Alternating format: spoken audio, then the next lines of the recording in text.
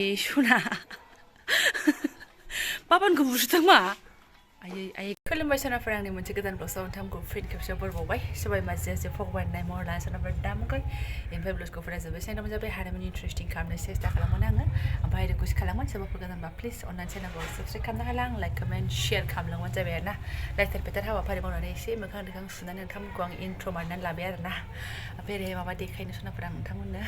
नै इखौनो आरोना माने आंनो नोजोर होगासिनो दङ नालाय ओंखायनो नोंथांमोनबो शेयार खालामनो जोंहाबो उसुङाव नै मैथ्रु बेगर गारलाबायनाया उजिबाय आरोना नै जोंनाबो मोनजानो हासिगौ नै जाबाय मैथ्रु फिथाइ थाइबाय नै आं मानसिफोरनि वाल सेराव जा मैथ्रु बरहा थाइनायफोरखौ जायोना जाया सानो आरोना मानो होनबा आं मैथ्रुखौ जा मोजां मोनो जानो लाब्रा बा अमा बेदराव एसे दालियावबो एसे होनानै आरोखि ओमफ्राय नै जोंनाबो उजिहांबाय आरोना नोजोर दानांथों दे आंनो नायफ्लांबाय थायो ओमफ्राय सेन्देल मोनसे खानानै दोनफैनांसिगोन सोनाफोर थाइहांबाय नै कयेकटानो बहलाबो थाइसे लिलुल' बाहायनो नांथाबनानै दङ हनै मोनजानो हासिगौ जोंहाबो ओमफ्राय मावलु मावला टाइमाबो जाया नङा जाबाय ओमफ्राय आदार आंना दिनै नायदो देन्टेने खोरदै आरोना सोरबा खामरेंगाबो होनो ना खिन्थु जोङो खोरदै होनो आरोना थ' आदार आंना बे जागोन ओमफ्राय सानसुनि आदाराबो मोनखाबायमोन आंना माने दालिजों ओंखामा मानो होनबा नैबे सासे सुबुङा ओंखाम बिबाय थादोंमोन नालाय जादोंबो बेस्रा लाबावलायनानैहाय खावबाव जिरायनानै दालिजों ओंखाम आरोना नांग्रोथारगौ बे बुस्थुखौ मालानि समाव मा बिदि पात्ता मोना मानसिखौ बेनिफ्राय आंहा लोगोसेनो नै राजमा सोमनानै दोनखादों आंथ' मिन्थिया जे खामरेंगाया आंनाव फैगोन होननानै ओमफ्राय बेखौ सोमनानै दोनखादोंमोन आरोना थ' लागावनोसै बेखौबो उदैयालाय आरो मा सोबानो हाबो होननायसो जानोसै ओमफ्राय बे खोरदैखौ सोनाफोर आंहा दिनै फार्स्ट टाइम नाजों जागोन आरोना नाजोंहाय गोदो मालाबा सोरबा संनायखौ मोनजादों ना मादों बिदि मोन्दोंमोन आङो खिन्थु आं संनाय गोसोआव गैया आं दिनै संनानै जानोसै आरोना थुख्रासे फिसानानै एवनोसै थुख्रानैखौ आंहा खोरदैजों लागावनोसै आरोना आरो माथो दंबावो ओमफ्राय बे राजमाखौ आङो आलु टमेट' एसे होनानै एग्लिनोसै आरोना बारा जल खालामला हाला हालि देला देलि रेडि खालामना लाबाय आङो फार्स्टनो बेखौनो लागावग्रोथोंसै कुकाराव गाबखावहोनोसै आरोना ओमफ्राय माथो होनना बुंबावनो बेखौ मोनगोन होनना मिथिबा आं राजमाखौ सोमाबो जानो हागौमोन मानो होनबा बेखौनो रोसिसो जायोना दानिसो बिथांजोंबो रायलायहरबाय रोसि संनानै जादो होननानै ओमफ्राय आंहा दा बेखौबो माबोरै जानो बेखौथ' भाजा जानो बायोना आङो थ' लाब्रा जायखिजाया तेल तेलि संलाबायनोसै आरोना खिन्थु सनाबा नैबे थिंख्लां होबावलायगोन आरोना आङो गदब्रैसो थिंख्लां बिराद गोथाव मोनो ओमफ्राय नैबेखौ जास्ट कालारनि थाखाय लागावगोन थ' सेरनानै लाग्रोनोसै नैबे सेकेन्ड स्टेपाव आरोना ओरै थुमथाम ओंख्रिया गोदौगासिनो आंना माने गाबखांबाय खनब्रैसो गाबहोदों नामाथाय आङो ओमफ्राय एसेयावनो आफायाबो सौफैबायसो आरोना ओमफ्राय ओंखाम जाग्रोनोसैयानो जाहैबाय मा होनबावनो प्लानिंखा बिसोरो सनिबारनि ब्लग जानासो नांगौ ओंखायनो थाब गबाय आं देखाया नों बिदाखौ जारलासै ओमफ्राय मा होनो नालाय जि मोजां सुन्दर हानानै लाखाबाय आङो ओमफ्राय नै गावहासो माने नों हादों मा बेला हानायजों हायैजों बासिजों आखाइ बौगोन र' लाथ' र' नैबेखौ बिदानिखौ फोमोनग्रोखासै आङो ओमफ्राय ओरै आरो थुख्रानैखौ खाथि थुखि एवनानै जाबावनोसै आङो गैला सेस सत्यानाससो थाइथाम खोरदै जानांगौबा बिमाया मा जाबावनांगौ जाखो बिदियाबो नुनानै जायासो होनबाय मानसिया जाफेराखै नालाय बाबा नै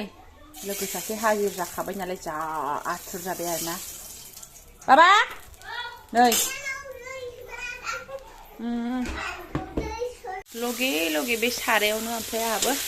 एवबाय आरोना ओमफ्राय मा होनो नायसाय थाइसे दोनथ'नो सानबाय आङो मालाबानो गावहासो हा ख्ले हा ख्ला थुख्रानैनि समायना जाखो ना बुरजाबानो गाग्लोबनो हागौमोन दा नायानो गाग्लोबनो हानाय नङा एसे बुरजाखौ होबाथाय समस्या माथो खालामबावनो फिसाजो हाला हालि हानायखौ एसे सोबलुनो आं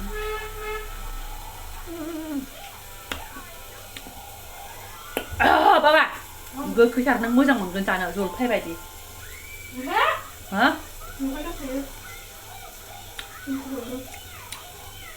आयौ माथो आगोलाव मालाबा जानाया बारा गोखै नङामोन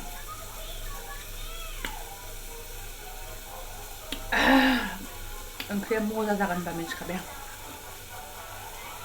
गोखै जाद खोमा ना मा होनोथाय ओमफ्राय ओरै बिमाया बिफानि सेन्देल जुथा एसे बनस्रांदों आरोना ओमफ्राय फिसालाया स्कुलनिफ्राय फैनानै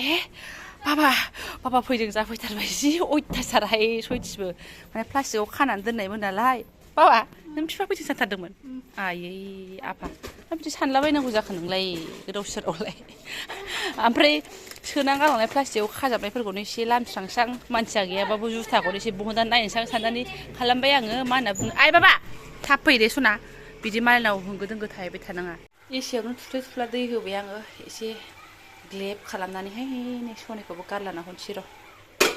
ओमफ्राय नै सनाफोर मालाय आयै सना बाबानखौ बुसुदों मा आयै गावनो होनबाय मानो हानदों मानो बहनदों होनबाय थाबाय आं होनबाय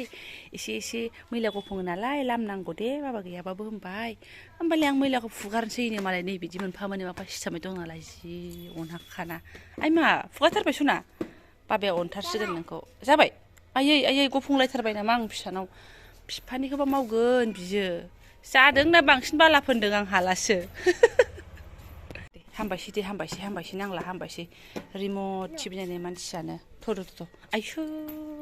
आंनिखौ फुगारथारगोनसै बेबादि बिमानिखौ फुगारथारगोनसै बिमानिखौ फुगारगोनसै बिमानिखौ फुगारो सनाया मोजांखा आंना थ' नांला सना नांला बिमाना मैला गैया थाथों बिमाना मैला गैया थ'दो बे जायो आंना बिदिनो थाजायो सनाथ' बिमानिखौ आइसो गावनियानो मोजांथार आरो नोंनियासो 300नि आंनिया 200निसो खुनु खोथा गैया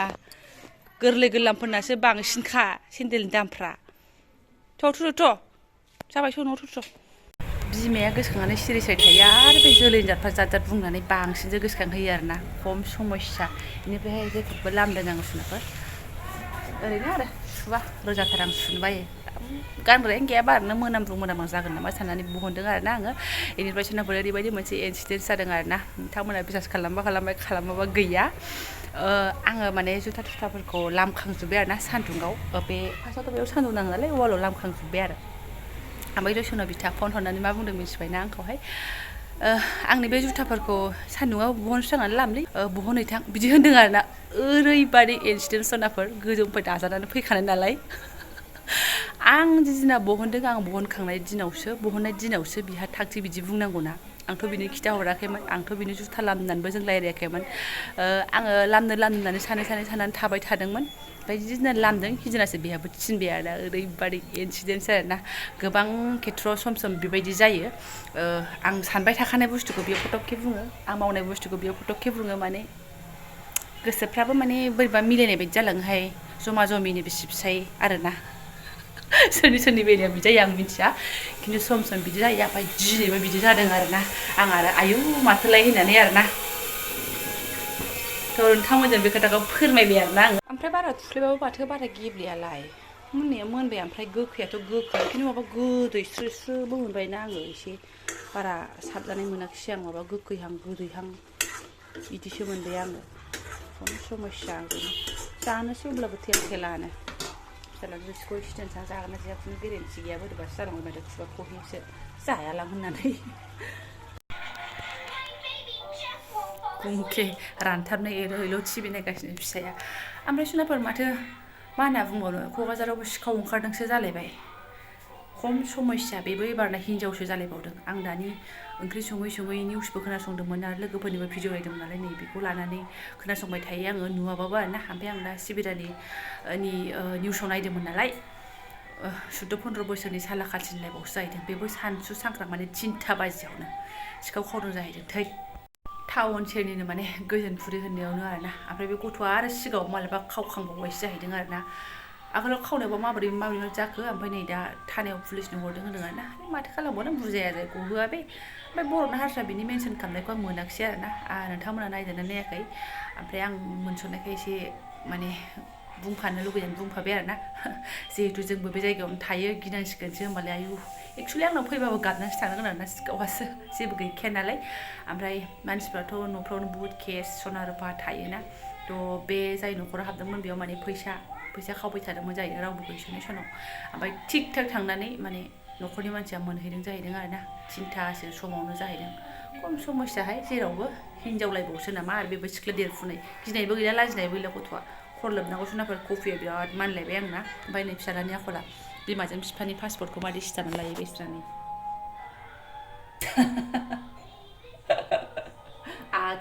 आखिदार ओमफ्राय नै टेपजों सिथाबनानै लादों आरोना फट' गिदिर गैया नालाय फट' गिदिरा हजों न'आवसो दङ ओमफ्राय फिसाखौनो मालायबा मा गोसोखांगोन माने मा गोसोखांखो नङा लेखा फरायनायाव मा खालामनो मा मानो जायोना बेफोर मानसिफ्रा इदि साननानैसो इदियावसो सिथाबखो ना माखो ना बिमा बिफाखौ एसे नायनोसै इदि दोनसै साननानै सिथाबखो आं बुजिना मोनला आरोना खिन्थु सिथाबदों आरोना थाथोंसै गाज्रि खामानि नङा बियो एनिफ्राय सनाफोर बि केयारफुल थाखा फैसा गोनांफ्रा साबधान जाला माला न'खरखौ खालि गालांनानै थांनो नाङा आरोना मोजाङै मोजां खेल लाखि बे खेला नङा मालानि समाव मा सिखाव जाब्रबो खुनु हमनो हाया नङा होमबा थ' दा जादों जाहैदों बेनिफ्राय सनाफोर आं बेजों लोगोसे ब्लग्सखौबो दोनथ'नोसै बेखिनिखौनो मा जाखो मा लोंखो एसे शेयार खालामलायबाय आं ओंखाम जानोसै माने थ' जायफोर आंनि बेखिनि सिम्पोल सा ब्लग्सआवनो फराय जालांबाय दैलि ब्लग नालाय मा होनो मा मानो जायो बेखौनो एसे एसे क्लिप लानानै मोनसे ब्लग खालामनानै नोंथांमोनजों आंबो मोजाङै दङ होननानै माने शेयार खालामबाय आरोना थ' थेंक इउ स' माच लोगो मोनसिगोन नेक्स्ट भिडिअ'आवहाय